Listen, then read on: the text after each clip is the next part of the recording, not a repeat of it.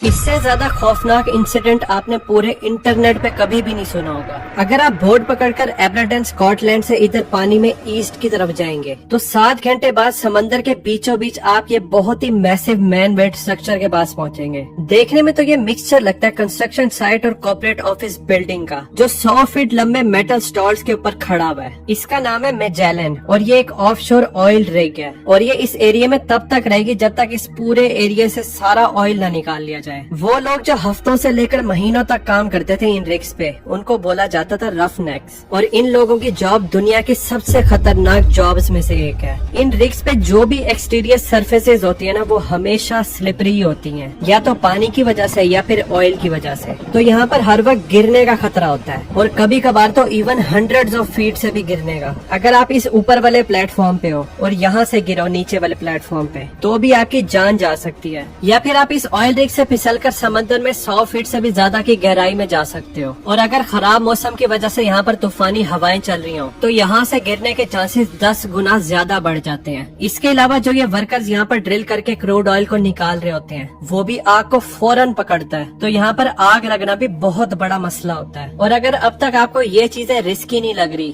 तो यहाँ पर एक और चीज भी होती है जो होता है धमाका। बेसिकली एक ऑयल वेल होता है जिसके अंदर ड्रिलिंग कर रही होती है, तो वो एकदम से ब्लास्ट हो जाता है। हर ऑयल रिग पे कोई ना कोई सेफ्टी इक्विपमेंट्स होते हैं अपने आप को बचाने के लिए अगर यहाँ पर ब्लास्ट हो जाए। लेकिन रियलिटी में अगर यहाँ पे कोई ब्लास्ट हो और आप लोग उस ड्रिल के पास खड़े हो जब वो फटे, तो आपने कंफर्म मरना या फिर मासूर हो जाना। इस ऑयल रिग पे काम करने के नुकसान तो काफी ज्यादा हैं, लेकिन इसका एक फायदा भी है। यहाँ पे काम करने की आपको पे बड़ी जबरदस्त मिलेगी। ये 2000 में 41 साल का 2 बच्चों का बाप, जिसका नाम था जॉर्डन मफेलेट, वो इस मैजेलन ऑयल रिग पर काम करता था। उसकी मेन जॉब थी इन ड्रिल्स की मेंटेनेंस करना। वैसे तो ये ऑयल रिग्स नॉर्मली चलती तो बेहतरीन तरीके से है, लेकिन अक्सर ये टूट भी जाया करती थी। और कुछ ड्रिलिंग कंपनीज के लिए तो ऐसा था, अगर किसी भी टाइम वो यहाँ से ऑयल नहीं निकाल रहे तो उनको पैसों का लॉस हो रहा होता था। और ये बात तो इन ऑयल रिग्स पे काम करने वाले सभी बंदों को पता था कि यहाँ पर अगर कोई मसला हो गया जिसकी वजह से ड्रिल रुक गई है, तो उस मसले को फौरन सॉल्व करना है। दिन हो, रात हो, आंधी हो, तूफान हो, उस मसले को फौरन हल करना है। तो उसी साल 9 अक्टूबर की रात को जॉर्डन अपनी ड्यूटी करके अपने क्वार्टर में आ जाता है। अभी कुछ देर ही गुजरी होती है कि उसको रेडियो पे कॉल आ जाती है कि तुम वापस आओ और इस मसले को हल करो जिसकी वजह से ड्रिल रुक गई है। जॉर्डन एक सीजनल वर्कर होता है और उसको आदत हो गई थी कि दिन और रात में कभी भी कॉल आ सकती है चीजें ठीक करने के लिए। तो वो इस चीज से तंग नहीं होता। वो वापस से अपना सूट पहनता है, मुड़ता है और दरवाजे से निकल जाता है। जब जॉर्डन इस मेन डेक पे आता है, ये रिग के दरमियान में बहुत ही चौड़ा मेटल प्लेटफॉर्म होता है जिसके अंदर से ड्रिल पास होकर नीचे ओशियन में जाती है। जब वो इस मेटल प्लेटफॉर्म पे आता है तो वो अपने कोवर्कर से मिलता है। वो उसको बताते हैं कि उसने किधर जाना है मसला हल करने के लिए।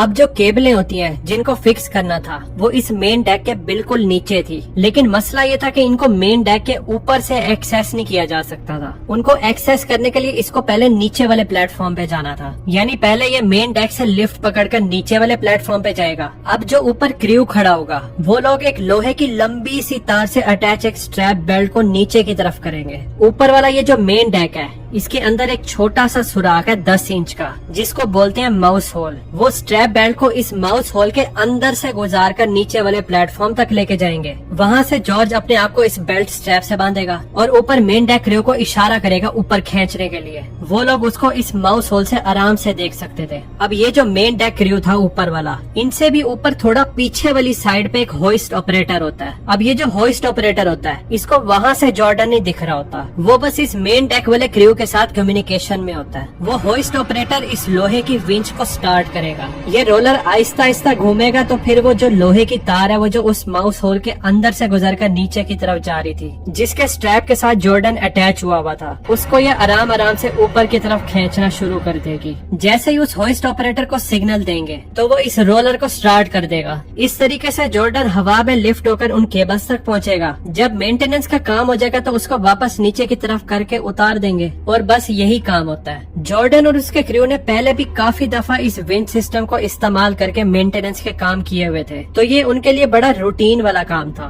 तो जॉर्डन इस मेन डेक से थोड़ा सा नीचे वाले लोअर डेक पे जाता है। वो नीचे जाकर ऊपर इस माउस होल की तरफ देख रहा होता है। तो ऊपर जो मेन डेक वाला क्रू होता है वो इस बेल्ट स्ट्रैप जो इस लोहे की तार के साथ अटैच हुई थी वो उसको इस माउस होल से गुजार कर नीचे की तरफ करते हैं। जॉर्डन उसको पकड़ता है, उसको अपनी वेस्ट के साथ बांध लेता है। जब उसको लगता है मैंने अच्छी तरह बांध लिया तो वो ऊपर मेन डेक वाले क्रू को सिग्नल देता है मैं तैयार हूँ। मेन डेक वाला क्रू मुड़कर ऊपर होइस्ट ऑपरेटर को इशारा देता है। होइस्ट ऑपरेटर इस विंच को स्टार्ट कर देता है और आहिस्ता आहिस्ता जॉर्डन उस प्लेटफॉर्म से ऊपर की तरफ उठना शुरू हो जाता है और आराम आराम से कुछ मिनटों बाद वो 10 फीट ऊपर इन केबल्स तक पहुंच जाता है। जैसे ही वो केबल्स के पास पहुंचता है वो मेन डेक क्रू को इशारा करता है। जो अब उसके करीब होते हैं वो उनको कहता है बस काफी है। तो मेन डेक क्रू मुड़कर ऊपर होइस्ट ऑपरेटर को बोलता है और वो इस विंच को स्टॉप कर देता है। तो जॉर्डन अपने टूल्स निकालता है और काम करना शुरू कर देता है। सारा टाइम में वो स्टेबल होने की कोशिश करता है क्योंकि हवाएं काफी तेज चल रही थी, वो इधर उधर झूल रहा था। और आखिरकार ये रिपेयर खत्म होती है और ये केबल्स ठीक हो जाती हैं। तो वो माउस होल से ऊपर क्रू को सिग्नल देता है काम हो गया है, अब मुझे नीचे उतार दो।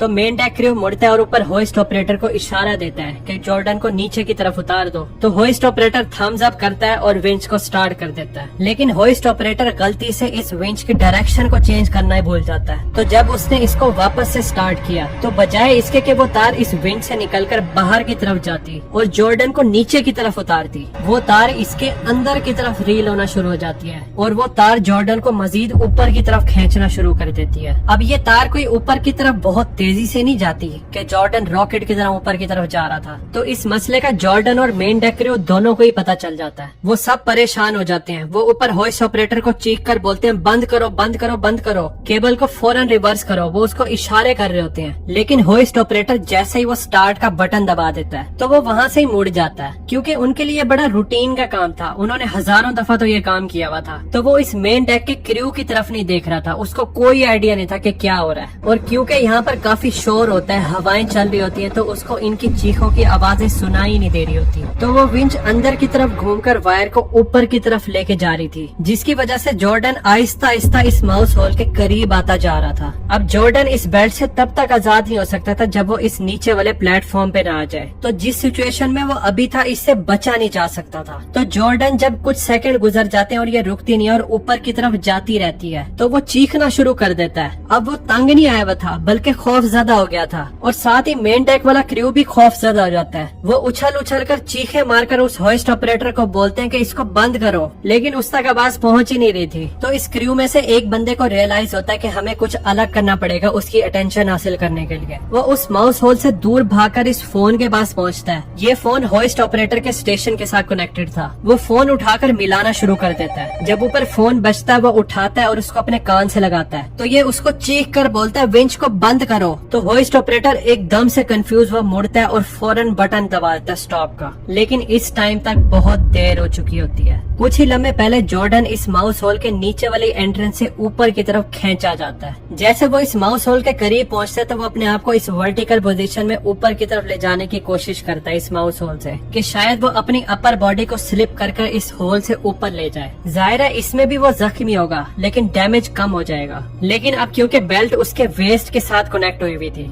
इसकी वजह से वो अपने आप को वर्टिकल पोजीशन में ला ही नहीं सकता था। वो सिर्फ लेट कर हॉरिजॉन्टल पोजीशन में ही रह सकता था। और जब वो इस मेन डेक के नीचे वाली साइड पर पहुंचता है और माउस होल को देख रहा होता है तो वो अपनी टांगे और हाथ इस ऊपर दीवार की तरफ करता है और पीछे की तरफ जोर लगाना शुरू कर देता है। वो कोशिश कर रहा होता है इस होल के अंदर से ना गुजरे, लेकिन लोहे की तार थी, वो यहाँ पर कुछ भी नहीं कर सकता था। तो उसकी पेल्विस वाली साइड इस 10 इंच वाले होल के अंदर जाना शुरू हो जाती है। इसकी बॉडी पीछे से लिटरली 2 टुकड़ों में टूट जाती है और ये दर्द से चीखे मार रहा होता है। और जिस टाइम वो होइस्ट ऑपरेटर बटन बंद करता है उस टाइम तक जॉर्डन मर चुका होता है और उसके जिस्म का कुछ ही हिस्सा इस होल से ऊपर आता है। जॉर्डन की कंपनी सेफ्टी प्रोटोकॉल की नेग्लिजेंस की वजह से गिल्टी साबित होती है। इनको 60,000 पाउंड का फाइन होता है और ये लोग जॉर्डन की फैमिली को अनडिस्क्लोज अमाउंट भी देते हैं। इसके अलावा ऑस्ट्रेलिया में एक रिवर है, उसके अंदर ये वाटरफॉल है। इस वाटरफॉल के अंदर एक बहुत ही खौफनाक चीज छुपी हुई है। एक लड़की के साथ यहाँ पे ट्रेजेडी हुई थी। इस पे मैंने ये वाली वीडियो बनाई है, आपको हाईली रिकमेंड करूंगा कि आप जरूर देखना। मिलते हैं फिर उस वीडियो में।